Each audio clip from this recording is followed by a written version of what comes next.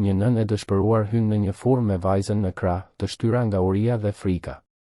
E poshtëruar publikisht kur kërkon një copë tortë për ditëlindjen e fëmijës, trajtohet me përbuzje. Por mes klientëve, një burr i heshtur vendos të mos e injorojë dhimbjen që pa. Ky gjest i thjesht nis një rrugëtim që do të ndryshojë përgjithmonë 3 jetë dhe një sistem të tërë. Para se të fillojmë këtë histori, mos harroni të abonoheni në kanalin ton, të lini një pëlqim, like në video, gjë që është shumë e rëndësishme për ne, dhe na tregoni nga cili qytet po na ndiqni këtë histori. Lëvizja në rrugën e Dibrës ishte intensive atë pasdite shtatori. Makinat u binin borive me padurim në trafik, shitësit ambulant bërtisnin ofertat e tyre dhe turma ecte me nxitim nëpër trotuaret e çara të lagjes Astir, në zonën lindore të Tiranës. Mes ndërtesave të banimit të klasës së mesme dhe bizneseve të vogla, furra e artë shuej për lëvizjen e vazhdueshme, vitrinat e saj plot me bukë të ngrohtë dhe ëmbëlsira shumë ngjyrëshe që gëzonin fqinjët. Por ishte pikërisht aty, në atë vend ku kaq shumë familje gjenin bukën e përditshme, që një sken do të prekte përgjithmonë zemrën e atyre që do ta dëshmonin. Një grua rreth të 30-tave, me flokë gështenjë të shpupuritur të lidhur në një bisht kali të pakujdesshëm, u shfaq në derën e furrës duke mbajtur fort dorën e një vajze që mezi i arrinte në bel. Fustani blu i gruas, që dikur ndoshta kishte qenë i bukur, tani mbante shenjat e kohës dhe nevojës, njolla të papërcaktueshme, të çara të qepura keq dhe ajo era e dikujt që nuk ka pasur ku të lahet prej ditësh. Vajza, që dukej rreth 5 ose 6 vjeçe, mbante fort pëlhurën e konsumuar të fustanit të së ëmës. Sytë e saj të vegjël ngjyrë kafe, shumë të mëdhenj për fytyrën e saj të dobët, vëzhgonin gjithçka përreth me një përzierje kureshtjeje dhe ndrojtjeje. Flokët e saj biond ishin të ngatëruar dhe këmbët e zbathura shkelnin me kujdes në dyshemen e ftohtë të furrës. Ajo nuk e lëshonte të ëmën as për një sekondë, sikur të ndjente se ai ishte i vetmi vend i sigurt në të gjithë botën. Ardiana, ky ishte emri i gruas, mori frym thellë para se t'i afrohej Banakut. Duart i dridheshin në mënyrë të padukshme dhe ajo gëlltitej disa herë para se të mund të fliste. Pas Banakut, një burr rreth 45 vjeç, me bark të dalë dhe mustaqe të prera mirë, e vëzhgonte me një shprehje që luhatej mes përbuzjes dhe mërzisë. Genci ishte menaxheri i furrës prej më shumë se 10 vjetësh dhe gjithmonë krenohej që e mbante lokalin larg çdo lloj sherri apo situate që e konsideronte të papërshtatshme. Me zë të ngjirur dhe të dridhur, Ardiana më në fund arriti të artikulonte fjalët që i kishte përsëritur në mendje gjatë gjithë rrugës deri aty. Ju lutem zotëri, doja të dija nëse keni ndonjë tortë që i ka kaluar afati, ose që do ta hidhni. Nuk po e kërkoj falas, jo. Kam para. Thjesht sot është ditëlindja e vajzës sime dhe doja t'i jepja vetëm një copë të vogël torte. Ju lutem. Besa e vogël, kështu quhej vajza, shtrëngoi edhe më fort fustanin e së ëmës kur dëgjoi fjalën ditëlindje. Sytë e saj u ndriçuan për një çast dhe ajo ngriti kokën lart drejt fytyrës së lodhur të Ardianës me një shpresë kaq të pastër saqë të therte në gjoks kur e shije. Genci, megjithatë, nuk tregonte asnjë shenjë dëmshurie. Përkundrazi, shpreha e tij u ashpërsua edhe më shumë dhe ai kryqëzoi krahët mbi gjoks, duke krijuar një barierë fizike mes tij dhe asaj situate që e bezdiste thellësisht. Shikoni pak, njerëz, e dëgjuat këtë? Zonja do tortë të skaduar për vajzën. Dhe ende thot se ka para. Nëse ke para, pse nuk blen një tortë normale, hë? Apo po gënjen për të na mashtruar? Fjalët dolën me zë të lartë, me qëllim që të gjithë klientët e furrës të mund t'i dëgjonin. Kishte rreth 8 persona në lokal në atë moment dhe të gjithë ndaluan atë që po bënin për të vëzhguar skenën që po shpalosej. Ardiana ndjeu gjakun t'i hipte në fytyrë dhe faqet ju skuqen nga turpi. Besa, pa e kuptuar plotësisht se çfarë po ndodhte, por duke ndjerë tensionin në ajër, filloi të fshihej pas këmbëve të së ëmës.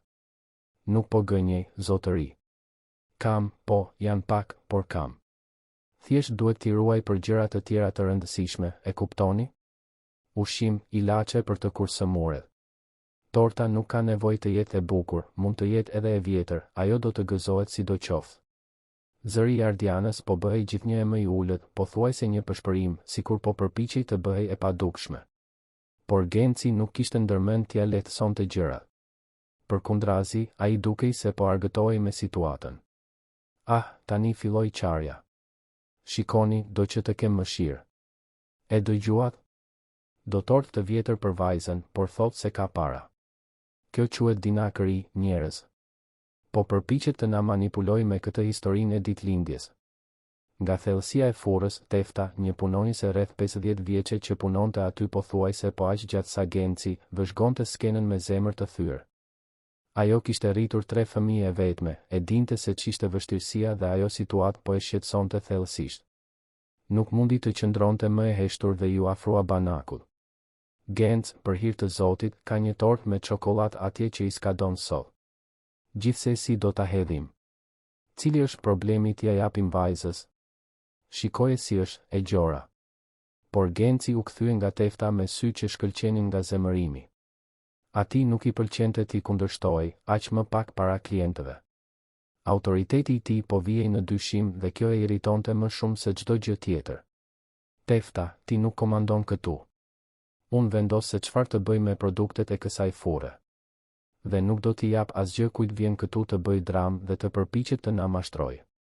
Nëse ka para siç tha, le të blej një tort të tërë me çmim normal. Në atë moment, një zonjë e moshuar që po blinte bukë ju afrua me ndrojtje grupit. Zonja Fatime, me flokë të bardhë dhe sy të butë, nuk mundi më ta shite atë poshtërim në heshtje. O djalë, për hir të Zojës së bekuar, më lër të paguaj unë një copë tort për vogëlushen. Sot është ditëlindja e saj. Çfarë të keqe mund të bëj kjo? Por oferta e zonjës së moshuar vetëm sa i përkeqësoi gjërat. Genci ishte plotësisht jashtë kontrollit tani, duke ndjerë se autoriteti i tij po sfidohej nga të gjitha anët. Ju nuk do të paguani asgjë. Dhe ju të dyja dilni nga fora ime tani. Nuk dua njerëz si ju këtu, duke bërë cirk, duke u përpjekur të prekni të tjerët. Ky është një biznes serioz, jo shtëpi bamirësie. Ishte në atë moment që Besa, e cila deri atëherë kishte qëndruar e heshtur, filloi të qante.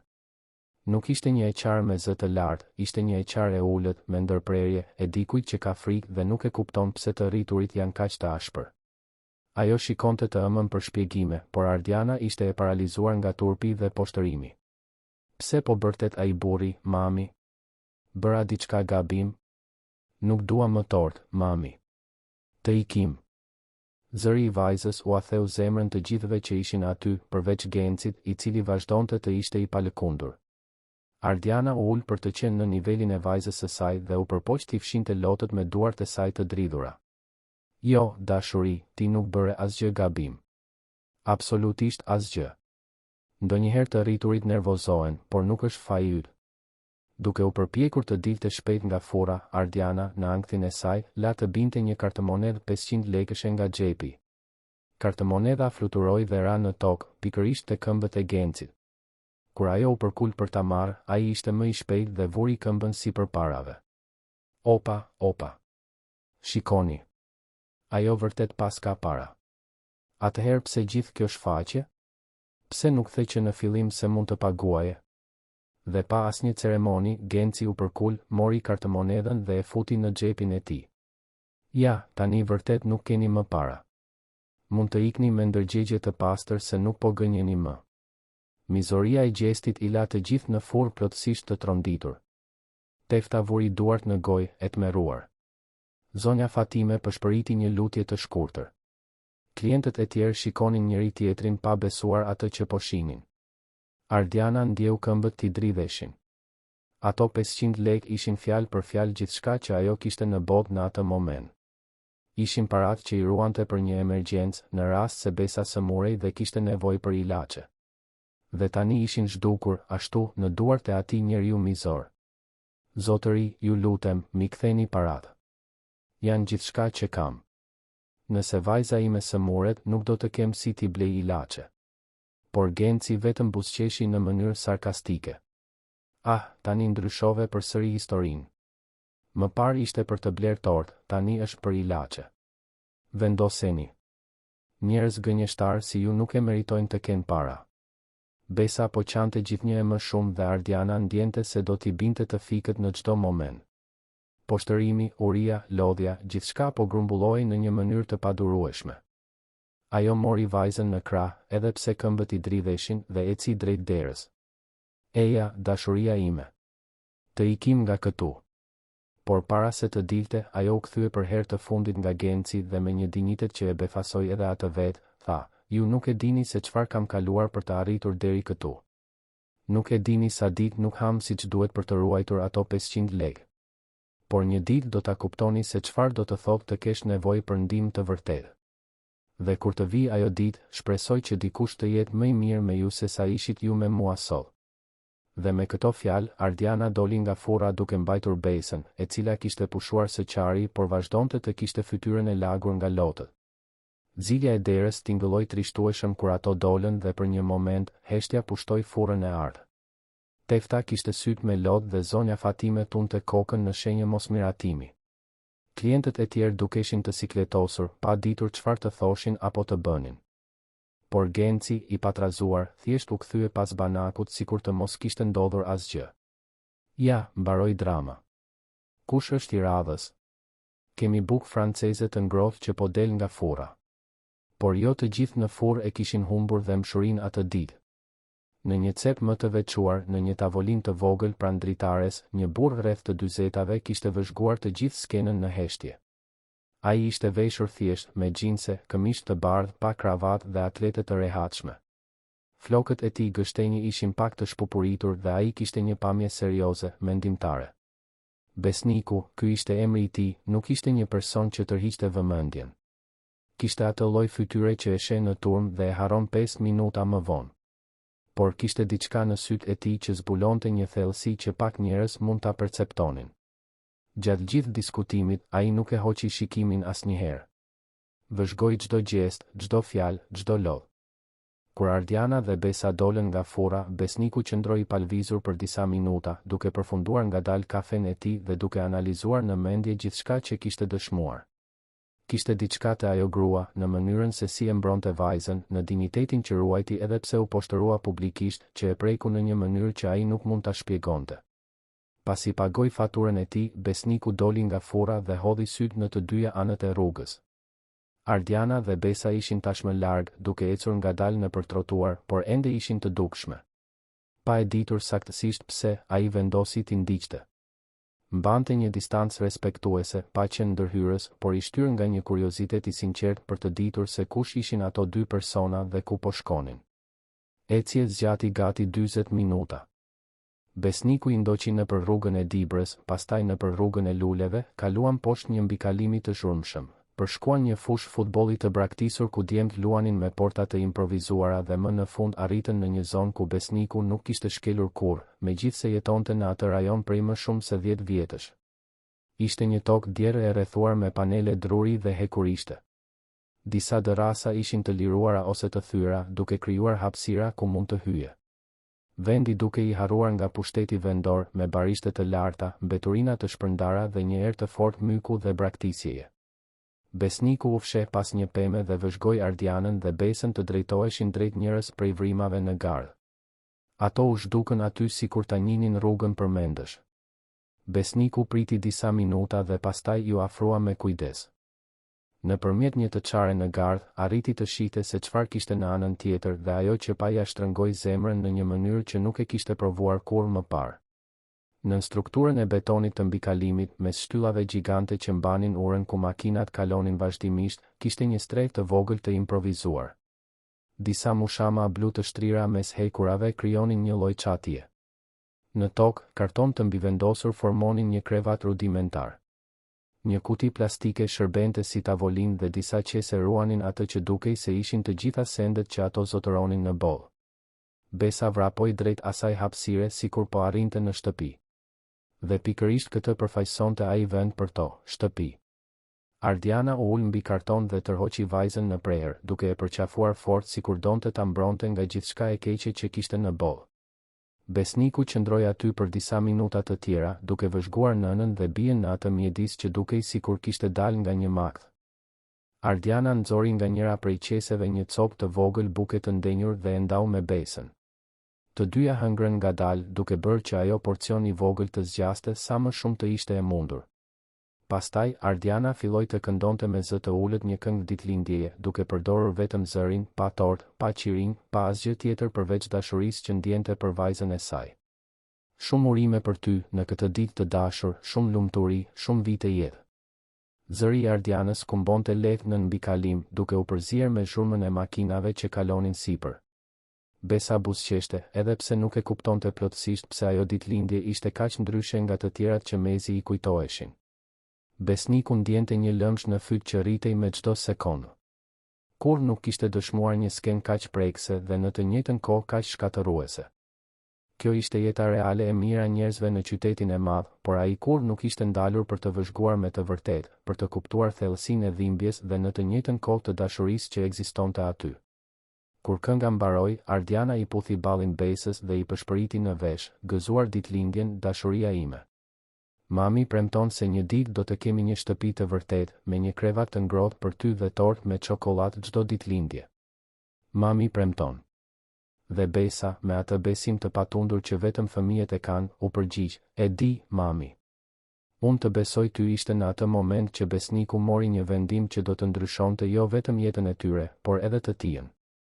Ai nuk e dinte ende saktësisht se si, por e dinte se duhej të bënte diçka. Nuk mund të kthehej thjesht në jetën e tij të rehatshme dhe të pretendonte se nuk e kishte parë atë. Kur më në fund u largua nga vendi, tashmë po errej.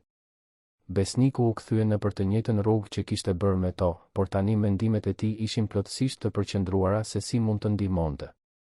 Nuk donte të ishte ndërhyrës apo pa respekt, por gjithashtu nuk arrinte ta hiqte atë imazh nga koka. Duke arritur në shtëpi, një apartament me 2 dhoma në një ndërtesë të thjeshtë por të rehatshme, besniku ul në koltukun e dhomës së ndenjes dhe qëndroi aty për orë të tëra, vetëm duke menduar. Duke menduar për atë grua që kishte dinjitetin të mos lutej edhe kur u poshtërua. Duke menduar për atë fëmijë që i besonte verbërisht së ëmës, edhe pse jetonte në një situatë kaq të vështirë. Duke menduar se si një person mund të ishte kaq mizor sa ai menaxheri i furrës. Dhe kështu, atë natë shtatori, besniku mori të parin nga shumë vendime që do të transformonin plotësisht rrjedhën e 3 jetëve. Ai nuk fjeti mirë, qëndroi zgjuar duke planifikuar, duke menduar, duke u përpjekur të imagjinonte mënyrën më të mirë për të vepruar. Të nesërmen në mëngjes, ai u zgjua me një siguri absolute, nuk mund të pretendonte më se ajo realitet nuk ekzistonte. Ardiana dhe Besa kishin hyrë në jetën e tij në një mënyrë të papritur dhe ai ndjente se kishte një përgjegjësi, jo vetëm ndaj tyre, por edhe ndaj ndërgjegjes së tij. Nga ai moment, asgjë nuk do të ishte më si më parë për asnjërin prej të treve. Besniku mezi fjeti atë natë.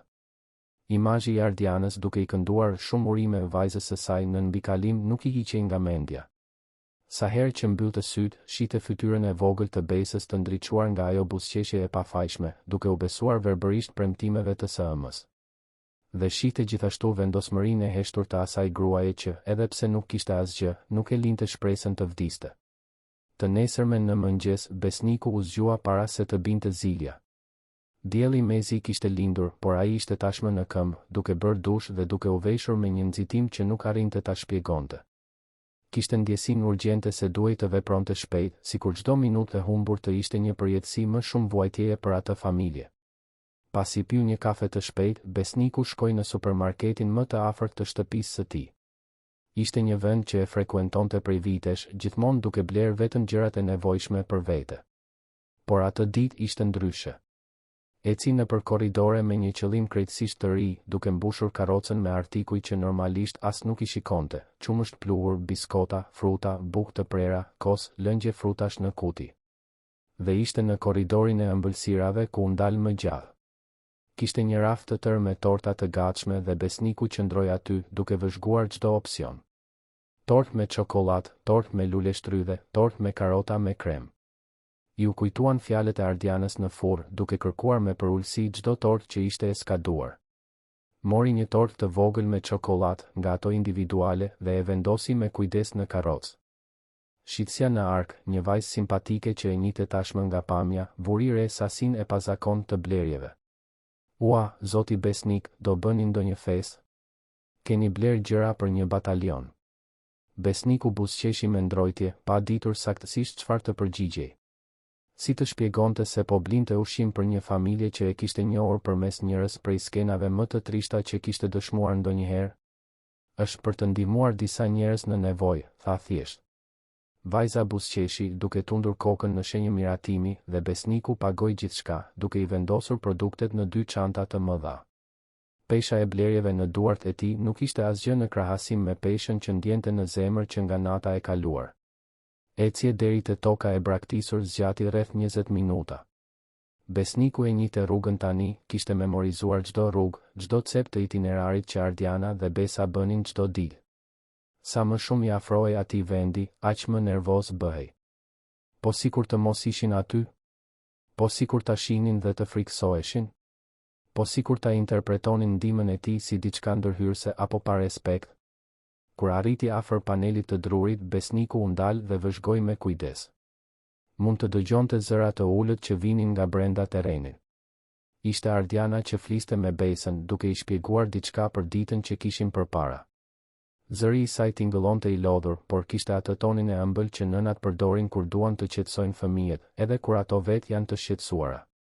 Besniku mori frym thellë dhe mori një vendim. Në vend që thjesht t'i linte çantat dhe të ikte, ai u afrua njerëz prej hapësirave në panel dhe foli butësisht për të mos i trembur. Më falni? Ka njeri aty? Heshtja që pasoi ishte pothuajse e prekshme. Besniku mund të imagjinonte frikën që kishte shkaktuar. Pas disa sekondash, zëri i Ardianës u përgjigj me kujdes: "Kush je? Çfarë do?" Mosbesimi në zërin e saj ishte i kuptueshëm. Gratë në situatë të vështirë duhet të ishin gjithmonë vigjilente, veçanërisht kur të huajt shfaqeshin në strehet e tyre. "Emri im është Besnik. Isha dje në furrë. E pash çfarë ndodhi me ju. Kam sjell disa gjëra që mund t'ju ndihmojnë. Do t'i lë këtu afër hyrjes dhe do të iki, në rregull? Nuk keni nevojë të dilni tani nëse nuk doni." Besniku i vendosi të dyja çantat në tokë, afër vrimës në panel dhe filloi të largohej. Por para se të arrinte të shkonte shumë larg, dëgjoi hapa të vegjël që afroheshin. Ishte Besa, e cila i ishte afruar hapësirës dhe po përgjonte me kureshtje jashtë. Sytë e vajzës u zmadhuan kur pa çantat. Ajo e shikoi Besnikun me atë përzierje ndrojtjeje dhe kureshtjeje që vetëm fëmijët e kanë, pa frikë, por me kujdes. "Ti je ai burri që ishte dje në furrë?" pyeti ajo me zë të hollë. Besniku u ul për të qenë në nivelin e saj dhe buzëqeshi butësisht. "Po, unë jam." "E pash si u trajtuan atje. Nuk ishte e drejtë." Besa tundi kokën, sikur të ishte një e rritur që pajtohej me një vëzhgim të qartë. Ai burri ishte shumë i keq me mamin. Ajo u mërzit. Në atë moment, Ardiana u shfaq pas së bijës, duke e tërhequr butësisht prapa. Shpreha e saj ishte e mosbesimit total, syt vigjilent, trupi i tensionuar si një kafshë të ngacmuar. "Besa, ktheu këtu afër mamit." Besniku u ngrit ngadalë, duke i mbajtur duart të dukshme dhe një qëndrim jo kërcënues. "Ardiana, kështu quhesh, apo jo? Nuk dua t'ju bezdis. Vetëm doja të lija disa gjëra që mund të jenë të dobishme. Ushqim, disa fruta. Dhe ka një tort aty për ditëlindjen e vonuar të Besës." Kur dëgjoi fjalën tort, sytë e Besës u ndriçuan menjëherë. Ajo shikoi të ëmën me një shprehje lutëse, por Ardiana vazhdonte të ishte mosbesuese. "Pse do të na ndihmosh? Çfarë do në këmbim?"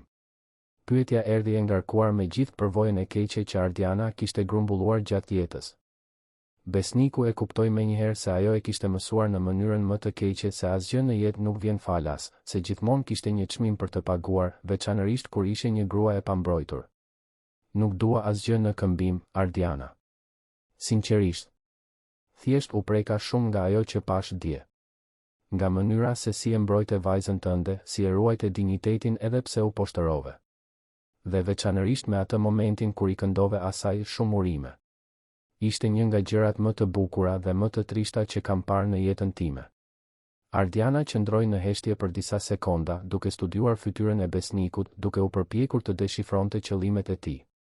Kishte diçka të sinqertë në ata sy, por ajo kishte mësuar të ishte tepër e kujdesshme për të ulur gardhin lehtësisht. "Ti nuk më njeh. Nuk e di nëse e meritoj ndihmën apo jo." Besniku tundi kokën butësisht. "Di mjaftueshëm. Pash një nën që do të bënte gjithçka për vajzën e saj. Pash një grua që edhe pse u trajtua me mizori, nuk e humbi edukatën dhe as dinjitetin. Dhe pash një vajzë që i beson verbërisht së ëmës, edhe në një situatë kaq të vështirë. Kjo më tregon gjithçka që kam nevojë të di." Besa, e cila kishte dëgjuar të gjithë bisedën, nuk mundi të përmbahej më dhe u shkëput nga dora e SM-s, duke vrapuar drejt çantave. Kur hapi njërin prej tyre dhe pa tortën me çokoladë, bërtiti nga gëzimi, "Mami, është torta. Shiko, është një tortë e vërtetë. Me krem e gjithçka." Reagimi i vajzës theu pak nga rezistenca e Ardianës. Ajo ju afrua ngadalë dhe shikoi përmbajtjen e çantave. Kishte ushqim të mjaftueshëm aty për disa ditë, ndoshta një javë të tërë. Fruta të freskëta, bukë, qumësht, gjëra që ajo nuk kishte mundur t'i blinte prej muajsh. "Pse po e bën këtë?" pyeti përsëri, por këtë herë zëri i saj ishte më i ulët, pothuajse duke pëshpëritur. Besniku hezitoi për një moment para se të përgjigjej. Si të shpjegonte se kishte diçka në atë sken të furrës që kishte lëvizur diçka shumë të thellë brenda tij? Si të thoshte se nuk mund të jetonte më normalisht duke ditur se pak kilometra larg shtëpisë së tij të rehatshme, një familje po flinte në tokë në një mbikalim? Sepse mendoj se të gjithë kemi detyrimin të ndihmojmë kur mundemi. Dhe sepse edhe unë kam kaluar momente të vështira në jetë. E di si është të ndihesh i padukshëm, e di si është kur njerëzit shikojnë përmes teje sikur të mos ekzistoje. Ardiana e shikoi besnikun me më shumë vëmendje. Kishte diçka në fjalët e tij që tingëllonte e vërtet, një dobësi që ajo e njihte sepse e mbante edhe vetë. Besa tashmë e kishte nxjerrë tortën nga çanta dhe po ja tregonte SM-s me sy që shkëlqenin nga lumturia. "Mami, mund ta ha tani?" "Mundem?" Ardiana shikoi vajzën dhe pastaj besnikun. Ngadalë, mbrojtjet e saj filluan të uleshin pak. "Faleminderit," tha thjesht, por besniku e kuptoi se kishte një botë kuptimi në atë fjalë. Ai tundi kokën dhe filloi të largohej, por para se të ikte u ndal dhe u kthye. "Ardiana, mund të kthehem nesër?" "Jo për të bezdisur, vetëm për të ditur nëse jeni mirë." Ajo hezitoi për një moment, shikoi Besën që ishte përqafuar me tortën dhe tundi kokën pothuajse në mënyrë të padukshme. "Mundesh." Besniku buzëqeshi dhe u largua, duke lënë nënën dhe bien me furnizimet e tyre. Ndërsa ecte drejt shtëpisë, dëgjonte në distancë zërin e Besës që këndonte me gëzim, me siguri duke festuar ditëlindjen e saj të vonuar me tortën me çokoladë. Por kurreshtja e besnikut për historinë e asaj familjeje sapo kishte filluar. Në ditët në vijim, ai u kthye rregullisht në atë vend, gjithmonë duke sjellë diçka të dobishme, batanie, produkte higjienike, rroba të pastra për Besën. Dhe pak nga pak, Ardiana filloi të hapej, duke treguar fragmente të historisë së saj. Ishte një pasdite me shi kur besniku më në fund e kuptoi dimensionin real të asaj që kishte ndodhur me to. Ishte ulur në një kuti plastike të kthyer përmbys, që shërbente si karrige e improvisuar në strehën e vogël, ndërsa Besa luante me një kukull që ai ja kishte sjell. Ardiana shikonte shiun që binte jashtë dhe pa pritur, filloi të fliste. "Isha e martuar, besnik. Kisha një shtëpi, një punë në një dyqan rrobash, një jetë që mendoja se ishte normale. Baba i Besës, ajo nuk e kujton shumë atë, dhe ndoshta është më mirë kështu." Besniku qëndroi në heshtje, duke respektuar ritmin e saj për të treguar historinë. Ishte i pashëm kur ishte esëll, e di? I dashur, i vëmendshëm. Por kur pinte bëhej njëri tjetër. Në fillim ishin vetëm britma. Pastaj erdhën shtytjet. Pastaj shuplakat. Dhe në fund, Ardiana preku pa vetdije një shenjë të vogël që kishte në vetull, pothuajse e padukshme, por që besniku tani e kuptonte se ishte aty. E durova për vite me radhë sepse mendoja se ai do të ndryshonte. Sepse kisha frikë të mbetesha vetëm me Besën. Sepse ai gjithmonë kërkonte falje pas, qante, premtonte se nuk do të ndodhte më kurrë. Por gjithmonë ndodhte përsëri. Zëri i Ardianës po bëhej gjithnjë më i ulët, sikur po rjetonte çdo moment të dhimbshëm. Dita që vendosa të largohem nga shtëpia ishte kur ai ngriti dorën kundër Besës. Ajo ishte 3 vjeçe, kishte derdhur një gotë lëng pa dashje. Ai ishte i dehur dhe u nis t'i binte. Ishte atëherë që kuptova se nuk ishte më vetëm për mua. Ishte për të mbrojtur vajzën time. Besniku ndjeu një lëmsh në fy. Filloi të kuptonte dimensionin e sakrificës që Ardiana kishte bërë. U larguam nga shtëpia një agim, vetëm me rrobat e trupit. Shkova te shtëpia e motrës sime, por ai e zbuloi ku ishim. U shfaq atje duke bërë skandal, duke kërcënuar të gjithë. Motrës sime ju fut frika, kishte fëmijët e saj për të mbrojtur. Më në fund më kërkoi të largoheshim. Provova disa strehimore, por gjithmonë kishte listë pritjeje, ose kushtet ishin po aq të këqija sa të jetoje në rrugë. Të paktën këtu kemi një cep tonin, e di? Nuk kam nevojë të shqetësohem për burra të tjerë që përpiqen të përfitojnë nga situata. Besniku po fillonte të kuptonte pse Ardiana kishte qenë kaq mosbesuese në fillim. Ajo kishte mësuar se bota mund të ishte një vend shumë mizor, veçanërisht për gratë në situatë të vështirë. Po puna jote? Arrite ta mbaje? Ardiana tundi kokën negativisht. E humba kur fillova të mungoja për shkak të mavijosjeve që më linte. Pastaj humba dokumentet një nga herët që na u desh të iknim me vrap nga ku po flinim. Pa dokumente, pa adresë fikse, është pothuajse e pamundur të gjesh punë. Ishte atëherë që besniku e kuptoi kompleksitetin e situatës. Nuk ishte vetëm çështje e dhënies së ushqimit apo një vendi për të fjetur. Ardiana kishte humbur identitetin e saj të plot shoqëror, dokumente, adresë, referenca pune. Ishte bërë e padukshme për sistemin, një person që zyrtarisht nuk ekzistonte. Ke provuar të bësh dokumente të reja?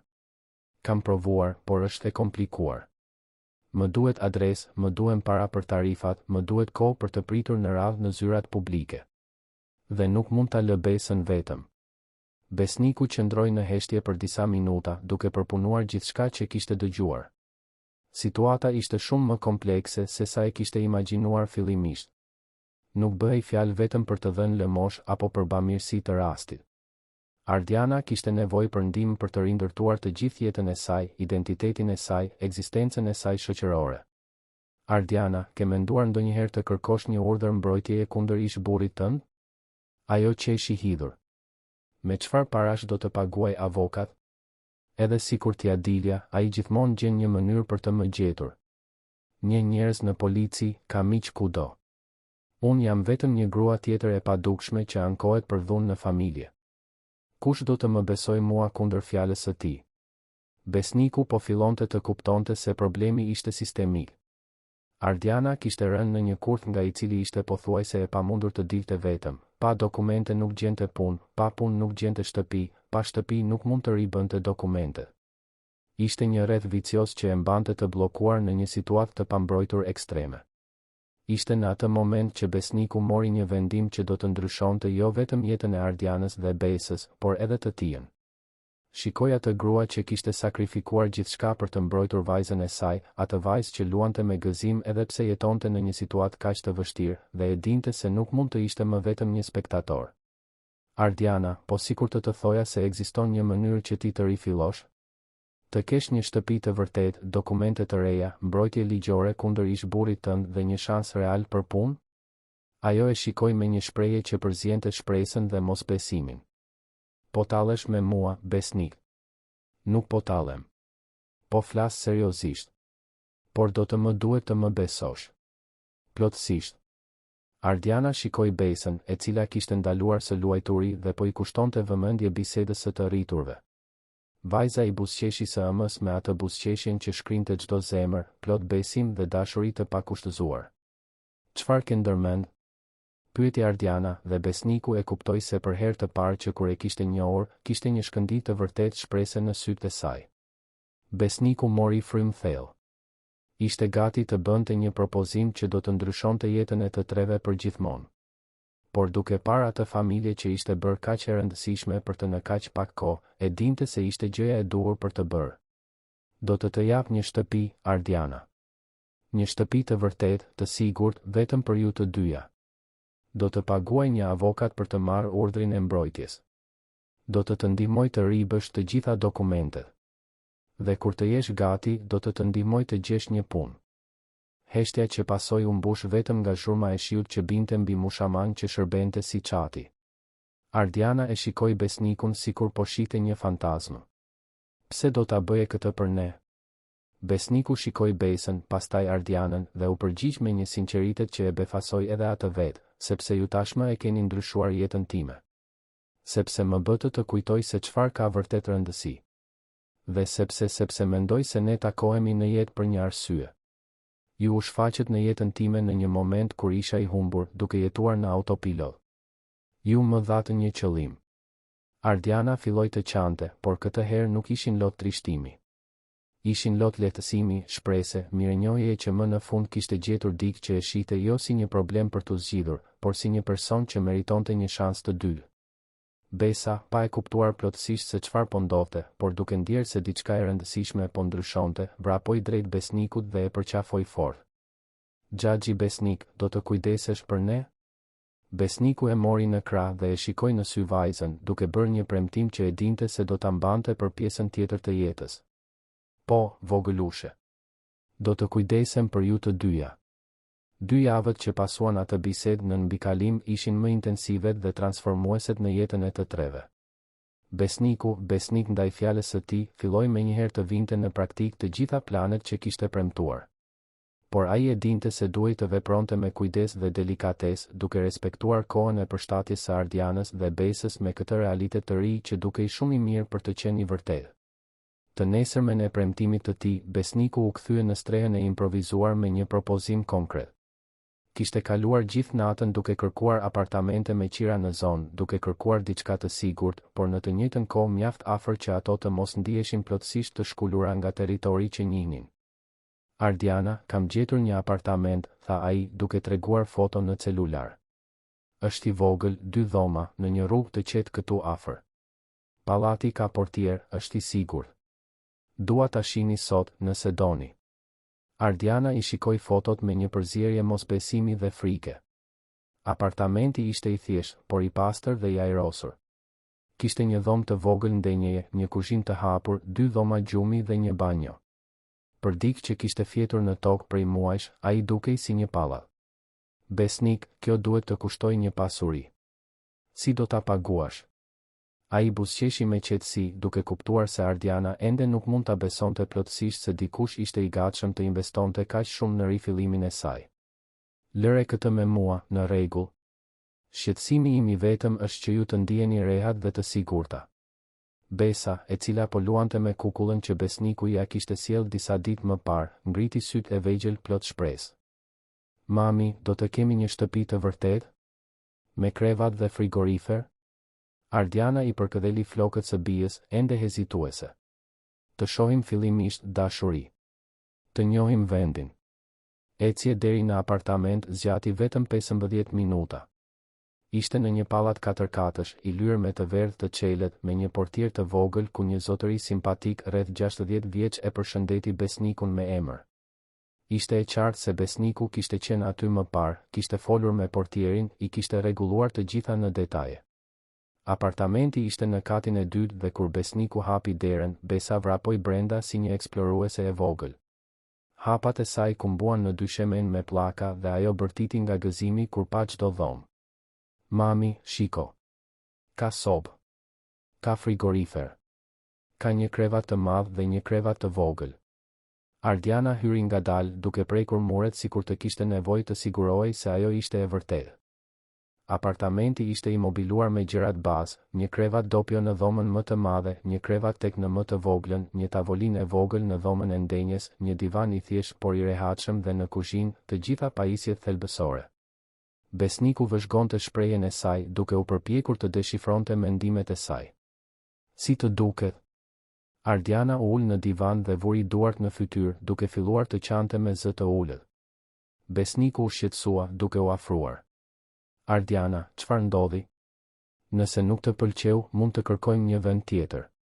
Ajo ngriti fytyrën dhe ai pa se ishin lot lehtësimi, mirënjohjeje, një emocioni kaq të thellë sa nuk mund të përshkruhej me fjalë. "Jo, Besnik. Është perfekt. Thjesht ka kaq shumë kohë që nuk hyj në një shtëpi të vërtetë. Ka kaq shumë kohë që nuk e imagjinoj Besën duke fjetur në një krevat të ngrohtë, duke bërë dush të ngrohtë, duke luajtur në një vend të sigurt." Besa vrapoi nga kuzhina në dhomën e ndenjes, duke ndërprer momentin emocionues. "Mami, ka një dush që lëshon ujë të ngrohtë. Xhaxhi Besnik na la të bëjmë dush kur të duam." Besniku u ul në nivelin e vajzës. "Besa, ky apartament është i juaj tani, në rregull? Shtëpia jote. Mund të luash këtu, mund të vraposh, mund të bësh zhurmë. Është shtëpia jote." Vajza e përqafoi fort dhe pastaj vrapoi të përqafonte të ëmën. "Mami, kemi shtëpi. Kemi një shtëpi të vërtetë. Atë natë, për herë të parë pas shumë muajsh, Ardiana dhe Besa fjetën në një krevat të vërtetë, me çarçaf të pastër dhe jastëk të bullë. Besniku e kishte lënë frigoriferin të mbushur dhe një çantë me produkte higjienike në banjo. Kur u përshëndet në derën e apartamentit, Ardiana i mbajti dorën për një moment. Besnik, nuk e di si do të arritë ta shpërblej gjithë këtë. Ai buzëqeshi. Nuk ke nevojë të më shpërblesh asgjë, Ardiana. T'ju shoh të dyja të sigurta dhe të lumtura është gjithçka që më duhet. Në ditët në vijim, Besniku filloi të vinte në praktik pjesën e dytë të planit të tij, zgjidhjen e çështjes ligjore të Ardianës. Ai kishte kërkuar dhe gjetur një avokate të specializuar në të drejtën familjare dhe dhunën në familje, avokatja Valbona, një grua në moshë të mesme e njohur në zonë për ndihmën ndaj grave në situatë të vështirë. Konsulta e parë u zhvillua një pasdite të enjte. Ardiana ishte dukshëm nervoze, e veshur me një nga rrobat e reja që Besniku ja kishte blerë. Besa qëndroi me të në dhomën e pritjes, duke shfletuar revista për fëmijë. Avokatja Valbona u tregua jashtëzakonisht e vëmendshme dhe profesionale. Dëgjoi të gjithë historinë e Ardianës pa gjykime, duke mbajtur shënime të detajuara për episodet e dhunës, kërcënimet, ndjekjen që e kishte detyruar të jetonte në rrugë. Ardiana, do ta marrim këtë urdhër mbrojtjeje, tha avokatja me bindje. Kemi element të mjaftueshëm për të karakterizuar dhunën në familje dhe rrezikun që ju dhe vajza juaj po kaloni. Do ta paraqes kërkesën brenda kësaj jave. Përveç urdhrit të mbrojtjes, avokatja Valbona mori përsipër edhe fillimin e procesit për duplikatat e të gjitha dokumenteve të humbura, kartë identiteti, certifikat lindjeje, libres pune. Ishte një proces që normalisht do të zgjaste muaj, por me ndjekjen e duhur ligjore mund të përshpejtohej. Ndërsa prisnin procedurat ligjore, Besniku u kujdes të regjistronte Besën në një shkollë publike afër apartamentit. Drejtoresha, zonja Drita, ishte jashtëzakonisht mikpritëse kur Besniku i shpjegoi situatën. Vajza do të ketë nevojë për pak kohë për t'u përshtatur, tha ajo, duke vëzhguar Besën që fshihej me ndrojtje pas Besnikut. Por kemi përvojë me fëmijë që kanë kaluar situata të vështira. Ajo do të jetë e mirë kujdesur këtu. Dita e parë e shkollës së Besës ishte emocionuese për të gjithë. Ardiana e çoi deri në derën e shkollës dhe vajza, e cila në fillim ishte e frikësuar, shpejt u interesua për fëmijët e tjerë dhe lodrat shumë ngjyrëshe në klasë. Mami, mund të qëndroj? Pyeti ajo, duke i befasuar të gjithë me aftësinë e saj për t'u përshtatur. Po, dashuri. Mami vjen të marrë në fund të ditës. Ndërsa Besa fillonte rrugëtimin e saj shkollor, Ardiana filloi të sajën. Besniku kishte gjetur një kurs profesional për recepcioniste dhe shërbim klienti, i ofruar nga një institucion partner i bashkisë.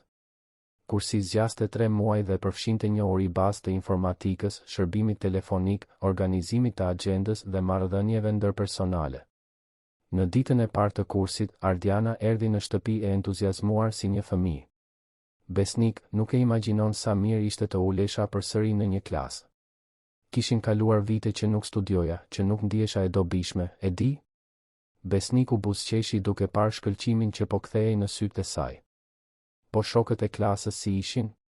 Ka njerëz të gjitha moshave dhe situatave. Ka një zonjë 60 vjeçe që ka humbur punën dhe dëshiron të rinis veten. Ka disa vajza të reja që duan një profesion. Dhe ka njerëz si unë që po rifillojnë jetën pas situatave të vështira. Ardiana po zbulonte se nuk ishte e vetmja person që kishte kaluar momente të vështira. Në kurs, ajo gjeti një mjedis mikpritës, ku mund të ishte thjesht Ardiana, studentja e përkushtuar, pa e ditur askush të kaluarën e saj të afërt.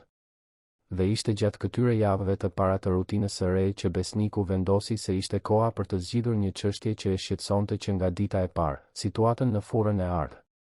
Një mëngjes të shtunë, Besniku u drejtua drejt furrës me një qëllim shumë specifik. Kishte ardhur koha që Genci të zbulonte saktësisht me kë ishte ngatëruar atë pasdite të tmerrshme. Besniku nuk ishte thjesht një klient i zakonshëm i furrës. Ai ishte, në fakt, pronari i të gjithë rrjetit të furrave të ardhë, që përfshinte 5 lokale në rajon. Kur Besniku hyri në furrë, Genci e përshëndeti me të njëjtën indiferencë si gjithmonë. Për menaxherin, Besniku ishte thjesht një klient tjetër që shfaqej her pas here për të pirë një kafe. Mirë mëngjes, çfarë do të merrni sot?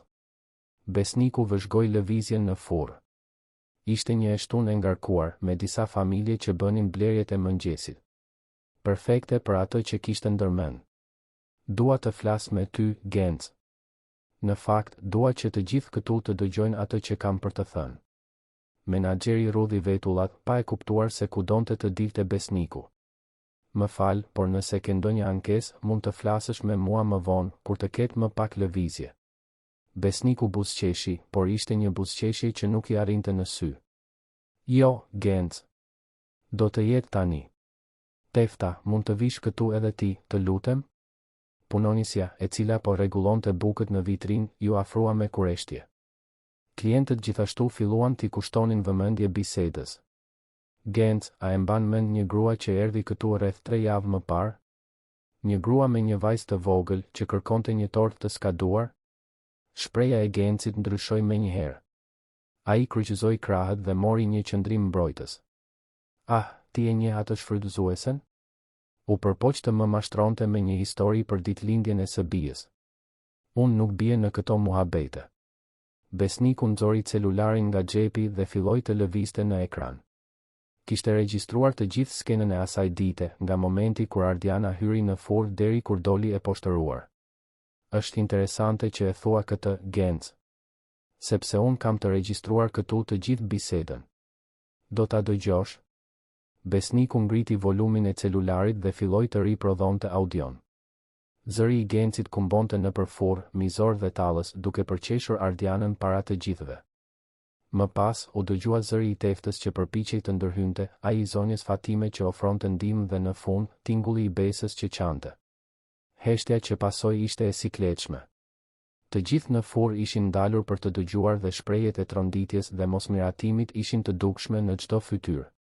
Genci ishte I zbeth. Unë thjesht po bëja punën time. Po mbroja lokalin nga. Besniku e ndërpreu. Nga një nënë e dëshpëruar që përpiqej t'i jepte një copë tort vajzës së saj në ditën e ditëlindjes? Duke e mbrojtur nga një fëmijë 5 vjeçar që ishte I uritur? Besniku e futi celularin në xhep dhe e shikoi drejt për drejt në sy Gencin.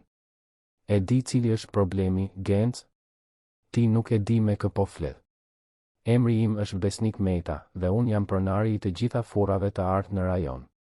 Përfshirë edhe këtë. Shoku në fytyrën e Gencit ishte I menjëhershëm. Goja ju hap, por asnjë tingull nuk doli.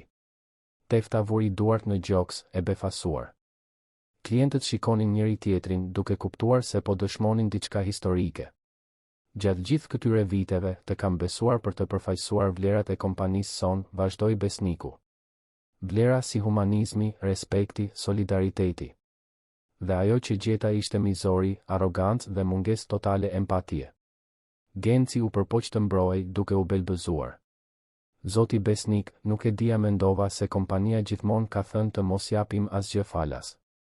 Besniku tundi kokën. Kompania kur nuk ka thënë të poshtërosh një nën para vajzës së saj të vogël. Kur nuk ka thënë të vjedhësh paratë e dikujt që ishte në vështirësi. Dhe veçanërisht kur nuk ka thënë të trajtosh çdo qenie njerëzore me përbuzje. Besniku u kthye nga Tefta. Tefta, ti u përpoqe ta ndihmoje atë grua atë ditë. Tregove dhe mshuri kur e prori ju tregoj mizori. Duke filluar nga sot, ti je menaxherja e re e kësaj njësie. Syt e Teftës u mbushën me lot befasie dhe mirënjohjeje.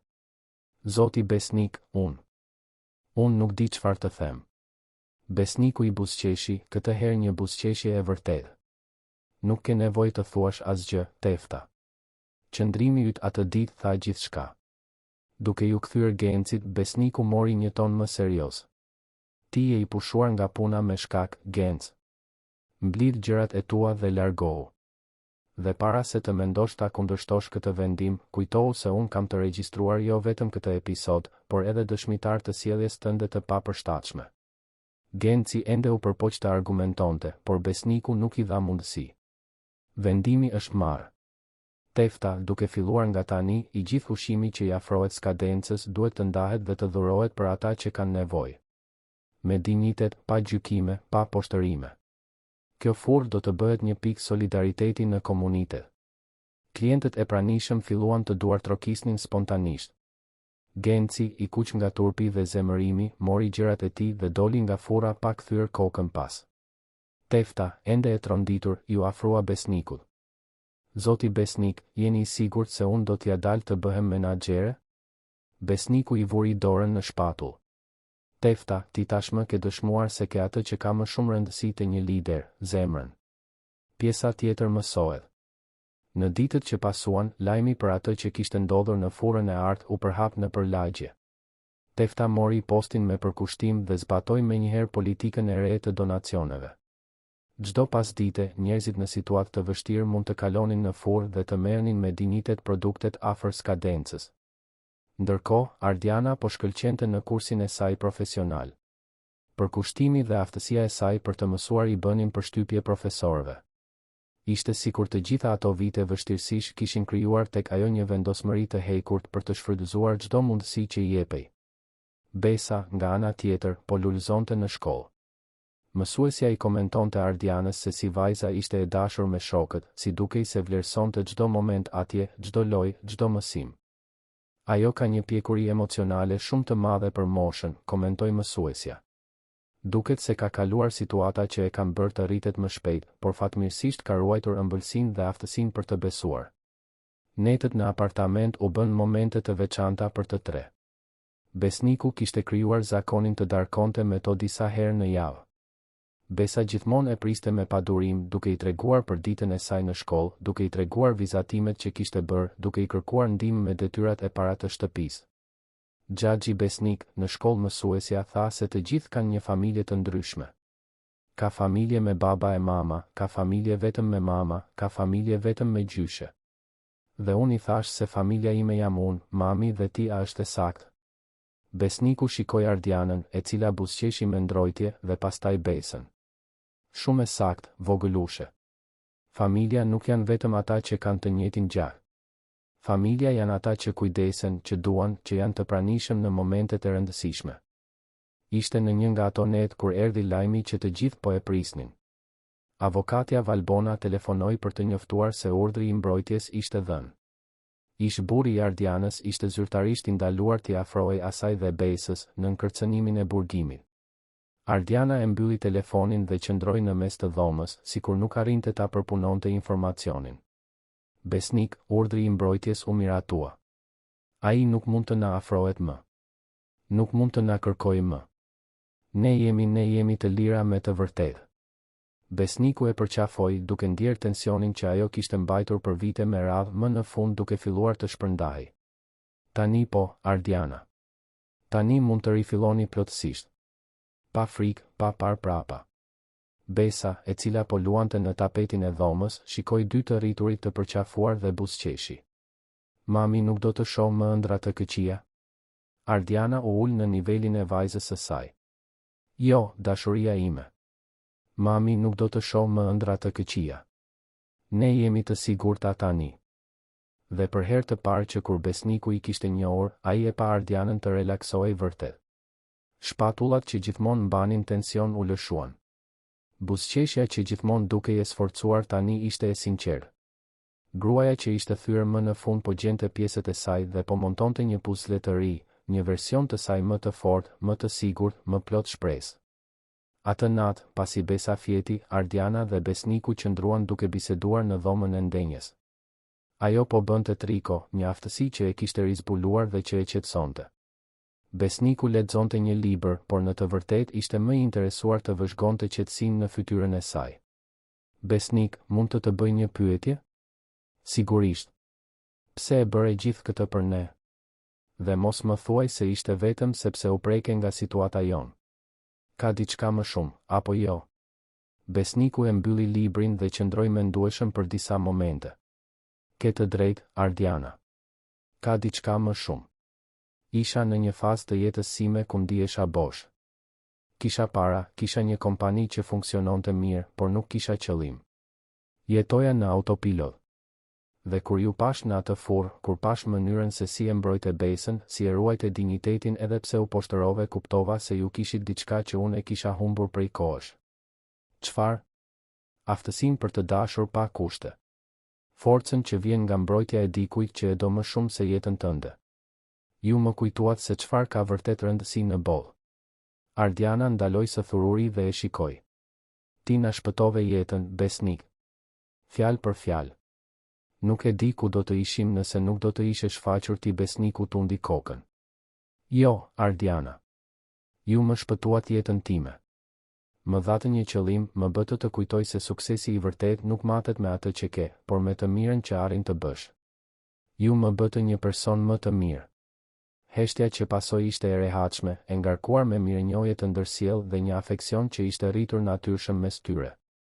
Jashtë, qyteti vazhdonte ritmin e tij frenetik, por aty brenda atij apartamenti të thjeshtë, tre jetë kishin gjetur një kuptim të ri, një fillim të ri, një mënyrë të re për të qenë familje. 6 muaj kishin kaluar që nga ajo bisedë natë në dhomën e ndenjes së apartamentit, dhe jeta e të treve kishte gjetur një ritëm që asnjëri prej tyre nuk e imagjinonte të ishte i mundur. Rutina që u vendos ishte e thjeshtë, por plot kuptim. Ardiana zgjohej herët, përgatiste mëngjesin për vete dhe besën, e çonte vajzën në shkollë, vazhdonte në punën e saj dhe në fund të ditës, të tre mblidheshin për të ndarë përvojat dhe momentet e vogla që ndërtonin historitë e tyre. Po, Ardiana kishte gjetur një punë. Dhe jo çfarëdo pune, por një pozicion që dukej se ishte bërë posaçërisht për të. Pasi mbaroi kursin profesional me nota të shkëlqyera dhe rekomandime të ngrohta nga profesorët, besniku e kishte ftuar të punonte në recepcionin e selisë administrative të furrave të ardh. Në fillim, Ardiana hezitoi, e shqetësuar për komente të mundshme për favorizim apo për situatën e saj të kaluar. Besnik, njerëzit do të thonë se më punësove nga mëshira ose për arsye të tjera. Nuk dua që kjo të dëmtoj kompaninë tënde apo reputacionin tim profesional. Por besniku ishte i prerë në përgjigjen e tij. Ardiana, unë po të punësoj sepse je kompetente, e përkushtuar dhe sepse besoj në potencialin tënd. Nëse dikush ka diçka për të thënë, do të duhet të flasë me mua. Dhe përveç kësaj, kush më mirë për të përfaqësuar vlerat e reja të kompanisë se sa dikush që e kupton në lëkurën e vet se çfarë do të thotë të kesh nevojë për një shans të dytë? Dhe kështu, një mëngjes me diell prilli, Ardiana veshi uniformën e saj të parë profesionale pas shumë vitesh, një komplet të thjeshtë por elegant, dhe mori postin e saj në recepcionin e kompanisë. Dita e parë ishte një vorbull nervozizmi dhe pritshmërie, por shpejt e kuptoi se kishte gjetur vendin e saj. Recepcioni i kompanisë ishte një ambient i lëvizshëm, me furnitor, punonjës të njësive të tjera, klientë të veçantë dhe mbledhje të vazhdueshme. Ardiana zbuloi se kishte një talent të natyrshëm për të trajtuar njerëzit, për t'i bërë të gjithë të ndiheshin të mirëpritur, për të zgjidhur problemet me efikasitet dhe simpati. Mirëdita, furat e art, Ardiana në telefon. Si mund t'ju ndihmoj? Kjo frazë u bë muzikë për veshët e saj. Çdo telefonat e pranuar, çdo person i pritur, çdo problem i zgjidhur ishte një konfirmim se ajo kishte rikuperuar jo vetëm dinjitetin e saj, por edhe identitetin e saj profesional. Kolegët e punës, në fillim kurioztar për punonjësen e re që dukej se kishte një marrëdhënie të veçantë me shefin, shpejt zbuluan se Ardiana ishte vërtet kompetente dhe e dashur. Ajo kur nuk fliste për të kaluarën e saj, por kishte një ndjeshmëri të veçantë në mënyrën se si trajtonte njerëzit që dukeshin se po kalonin vështirësi. Një pasdite, një burr erdhi në kompani duke kërkuar punë. Ishte dukshëm nervoz, me rroba pak të vjetra, dhe dukej se nuk kishte ngrënë prej disa kohësh. Ndërsa të tjerët mund të kishin informuar thjesht se nuk kishte vende të lira, Ardiana e priti me dashuri, i ofroi një kafe dhe një sanduiç, i shënoi të dhënat me kujdes dhe premtoi se do ta njoftonte nëse do të dilte ndonjë mundësi. Pasi burri u largua, Ana, një nga punonjëset më të vjetra, komentoi: "Ardiana, ti ke një mënyrë të veçantë për të trajtuar njerëzit. Duket se e kupton saktësisht se si ndihen ata." Ardiana buzëqeshi diskretisht. Mendoj se të gjithë njerëzit meritojnë të trajtohen me dinjitet, pavarësisht situatës në të cilën ndodhen. Ndërsa Ardiana lulëzonte profesionalisht, Besa po jetonte transformimin e saj në shkollë. Vajza që kishte ardhur e ndrojtur dhe e rezervuar tani ishte një nga më të dashurat e klasës. Aftësia e saj për të ndarë, për të qenë e sjellshme me shokët dhe mirënjohja e saj e sinqertë për çdo gjë të vogël e bënin atë të veçantë. Mësuese e lira, shpesh i komentonte Ardianës për progresin e Besës. Zonja Ardiana, vajza juaj ka një mençuri emocionale mbresëlënëse. Dje një shok klase po qante sepse kishte harruar ushqimin dhe Besa menjëherë e ndau të sajin. Kur e pyeta pse e bëri këtë, ajo tha: sepse e di sa keq është të jesh i uritur. Këto fjalë gjithmonë e emociononin Ardianën. Ajo e dinte se Besa kishte mbajtur shenja nga kohët e vështira, por shihte se, në vend që të bëhej e hidhur apo mosbesuese, vajza kishte zhvilluar një empati të thellë për të tjerët që mund të ishin duke vuajtur. Netët në shtëpi u bën momente të shenjta për të tre. Besniku ishte transferuar në një apartament në të njëjtin pallat, zyrtarisht për të qenë më afër punës, por të gjithë e dinin se arsyeja e vërtet ishte të ishte afër familjes së tij të re. Darkonin së bashku pothuajse çdo natë dhe këto vakte ishin plot biseda për ditën, plane për të ardhmen dhe shumë të qeshura. Besa kishte krijuar zakonin të tregonte histori të sajuara gjatë darkës. Ishin gjithmonë histori për familje që ndihmonin njëra tjetrën, për njerëz të mirë që shfaqeshin në jetën e atyre që kishin nevojë, për funde të lumtura që dukeshin të pamundura por gjithmonë ndodhnin. Ishte një diel e veçantë kur Besniku sugjeroi një shëtitje që do të ndryshonte gjithçka për gjithmonë. Si thoni të bëjmë një shëtitje nëpër zonë sot? Të vizitojmë disa vende që ishin të rëndësishme për historinë tonë? Ardiana dhe Besa pranuan menjëherë, kurioztare për të parë se ku donte t'i çonte Besniku. Ndalesa e parë ishte në shkollën e Besës. Edhe pse ishte e diel, ato ecën nëpër oborin bosh dhe Besniku vëzhgoi gëzimin në fytyrën e vajzës, ndërsa ajo tregonte se ku luante, ku ishte klasa e saj, ku kishte bërë miqtë e saj të parë të vërtetë. Ndalesa e dytë ishte në furrën e art. Tefta po punonte të dielën dhe kur i pa të arrinin, hapi një buzëqeshje të madhe. Zonja Ardiana. Sa mirë që ju shoh. Po princesha jonë si është? Besa vrapoi të përqafonte teftën, e cila ishte bërë një lloj gjysheje e adoptuar. Furra ishte e panjohshme në krahasim me atë vend poshtërimi që kishte qenë muaj më parë. Kishte postera që shpjegonin programin e donacioneve, një zonë të veçantë ku njerëzit mund të merrnin produkte afër skadencës me dinjitet dhe një ambient të përgjithshëm mikpritës. Tefta, si po shkon gjithçka? Pyeti Besniku. Më mirë se kur, zoti Besnik. E dini sa familje kemi ndihmuar që kur filluam programin? Më shumë se 200. Dhe më e mira është se tani furra njihet në lagje si një vend shprese. Njerëzit vinë këtu jo vetëm për të bler bukë, por sepse e dinë se do të trajtohen mirë. Ardiana shikonte përreth me lot në sy. Vendi që dikur përfaqësonte poshtërimin e saj më të madh ishte transformuar në simbolin e rimëkëmbjes së saj dhe fuqisë së mirësisë njerëzore. Tefta solli një tortë të vogël me çokoladë, saktësisht si ajo që Besa kishte marrë ditën kur Besniku e ndihmoi për herë të parë. Kjo është një dhuratë e veçantë për vajzën tonë të veçantë. Besa e pranoi tortën me gëzim, por para se të hante, shikoi të ëmën. Mami, mund të ruaj një copë për ta ndarë me fëmijët në shkollë nesër? Besniku dhe Ardiana shikuan njëri tjetrin, të prekur nga bujaria e natyrshme e vajzës. Sigurisht, dashuria ime. Mund ta ruash. Ndalesa e tretë dhe e fundit e shëtitjes ishte më emocionuesja nga të gjitha. Besniku i çoi të dyja në një vend që ato nuk e njihnin, një park të vogël por të mirëmbajtur, me pemë të harlisura, stola druri dhe një kënd lojrash shumë ngjyresh ku disa fëmijë luanin. Besnik, çfarë vendi është ky? Pyeti Ardiana. Është një vend i veçantë, u përgjigj ai, duke u drejtuar drejt një stoli specifik në një pemë të madhe. Ky stol ka një histori të rëndësishme për ne. Besa vrapoi drejt stolit dhe u ul, kurioztare. Çfarë historie, xhaxhi Besnik? Besniku u ul pranë saj dhe Ardiana në anën tjetër. Pikërisht një vit më parë, në këtë stol, një nën shumë trime i këndoi shumë urime vajzës së saj. Nuk kishte tortë, nuk kishte qirinj, nuk kishte një festë të bukur. Por kishte atë që kishte më shumë rëndësi, dashuri të pakushtëzuar. Ardiana shikoi përreth, duke u përpjekur të kujtojë dhe pa pritur e njohu vendin. Ishte parku ku ato ishin dalur rrugës për të toka e braktisur atë natë të tmerrshme pas poshtërimit në furrë.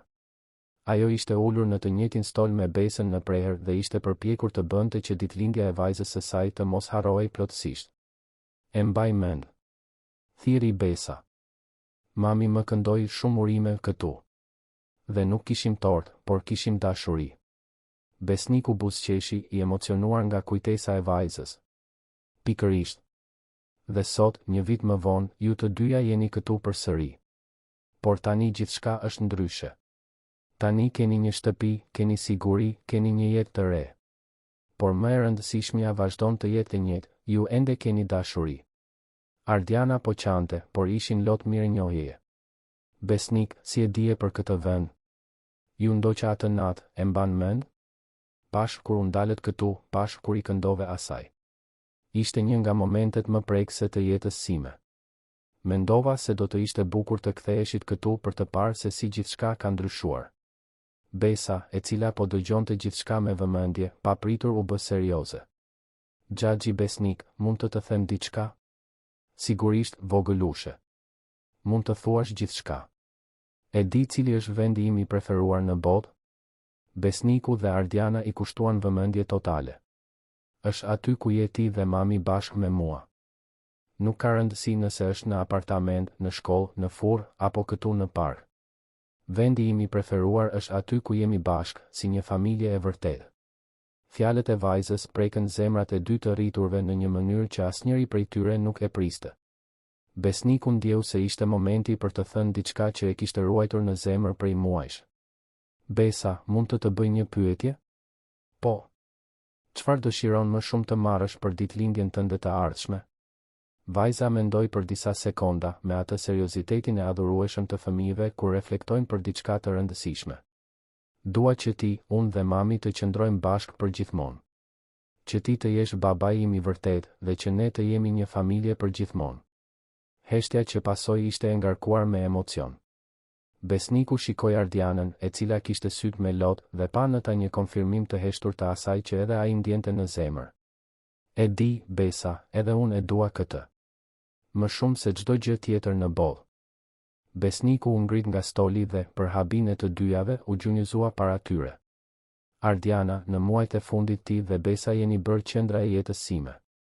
Ju më mësuat se çfarë është dashuria e vërtetë, çfarë është familja e vërtetë. Ju më bëtë një person më të mirë, më dhatë një qëllim që nuk e dija se po e kërkoja. Ardiana po mbante frymën duke kuptuar se ku donte të dilte Besniku. E di që historia jon filloi në një mënyrë të pazakontë. E di që mund të mendosh se është shumë herët, ose se është mirënjohje, apo çdo gjë tjetër. Por dua të dish se ajo që ndjej për ty dhe për Besën është dashuri e vërtetë. Dashuri që rritet çdo ditë, që më bën të dua të kujdesem për ju për gjithmonë. Besniku nxori një kuti të vogël nga xhepi. Ardiana, a pranon të martohesh me mua? A pranon të formosh një familje zyrtare me mua?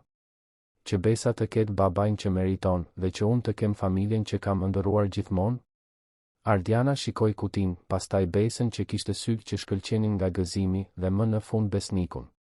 Besnik, unë kur nuk mendova se mund të isha e lumtur përsëri. Kur nuk mendova se mund t'i besoja dikujt përsëri. Por ti më tregove se dashuria e vërtet ekziston, se ka njerëz të mirë në botë, se meritojnë një shans të dytë në jetë. Ajo shtriu dorën e dridhur. Po, Besnik. Unë pranoj.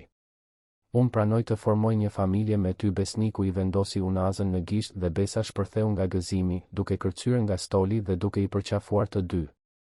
Tani kam një baba. Tani jemi një familje e vërtetë. Familjet e tjera në park u ndalën për të vëzhguar atë sken prekse, një burr, një grua dhe një vajzë duke u përqafuar në një pemë, duke qarë dhe duke qeshur në të njëjtën kohë, duke festuar dashurinë që kishte lindur nga mirësia dhe ishte rritur në shpresë. Atë natë, të tre u kthyen në shtëpi, tani zyrtarisht shtëpia e të treve, me një lumturi që dukej se nuk u zinte vend në gjoks. Besa nuk pushonte së shikuari unazën e së ëmës dhe së përsërituri se tani kishte një baba të vërtetë. Kur erdhi koha për ta vënë Besën në gjumë, ajo bëri një kërkesë të veçantë. Babi Besnik, mund të më tregosh një histori? Besniku u ul në cepin e krevatit, ende duke u mësuar me titullin e ri dhe të mrekullueshëm. Çfarë lloj historie do të dëgjosh? Një histori të vërtetë. Historinë tonë. Që nga dita kur na gjete. Besniku shikoi Ardianën, e cila ishte mbështetur në derën e dhomës, duke buzëqeshur. Na ishte njëherë një vajzë shumë e veçantë dhe mamaja e saj shumë trime, që kaluan momente shumë të vështira. Por ato kur nuk hoqën dorë nga njëra tjetra, kur nuk pushuan së dashuri, kur nuk e humbën shpresën se do të vinin ditë më të mira. Një ditë, në një furrë buke, një burr pas se sa të veçanta ishin ato, edhe kur njerëzit e tjerë nuk arrinin ta shihnin. Dhe ai burr vendosi se donte të bëhej pjesë e historisë së tyre. Në muajt në vijim, ata zbuluan se dashuria nuk është vetëm për gjakun apo për të njohur njëri tjetrin gjithë jetën. Dashuria është të zgjedhësh të kujdesesh, të zgjedhësh të jesh i pranishëm, të zgjedhësh të ndërtosh diçka të bukur së bashku. Dhe e di si mbaron kjo histori, Besa? Vajza tundi kokën, edhe pse tashmë e dinte përgjigjen. Mbaron me ata që jetuan të lumtur për gjithmonë. Sepse tani ata e dinë se familja nuk janë vetëm ata që lindin bashk, por ata që zgjedhin të qëndrojnë bashk. Besa buzëqeshi, e kënaqur me fundin e historisë. Babi besnik, kjo është historia më e bukur në botë. Besniku i puthi ballin. Vërtet, vogëlushe. Dhe më e mira është se kjo histori është e vërtetë dhe ne po e jetojmë atë çdo ditë. Kur Besa fjeti, besniku dhe Ardiana u ulën në dhomën e ndenjes, ende duke përpunuar gjithçka që kishte ndodhur atë ditë të jashtëzakonshme. Besnik, je i sigurt se kjo është ajo që dëshiron? Një familje e menjëhershme, një grua me të kaluar të komplikuar, një përgjegjësi kaq e madhe? Besniku i mori duart dhe i puthi secilën. Ardiana, kur nuk kam qenë kaq i sigurt për asgjë në jetën time. Ju të dyja jeni gjëja më e mirë që më ka ndodhur ndonjëherë. Nuk ka rëndësi e kaluara, nuk kanë rëndësi sfidat që mund të vinë. Ne do të përballemi me gjithçka së bashku, si familje. 6 muaj më vonë, në një ceremoni të thjeshtë por emocionuese, Besniku dhe Ardiana u martuan. Besa ishte shoqëruesja e nusës, rrezatuese në një fustan roz që e kishte zgjedhur vetë. Tefta dhe mësuese Elira ishin ndër të ftuarit, ashtu si dhe kolegët e punës së Ardianës dhe disa klientë të veçantë të furrave që ishin prekur nga historia e transformimit të kompanisë. Avokatja Valbona, e cila kishte marrë urdhrin e mbrojtjes, ishte gjithashtu e pranishme, e emocionuar kur pa se si ajo familje kishte lulëzuar.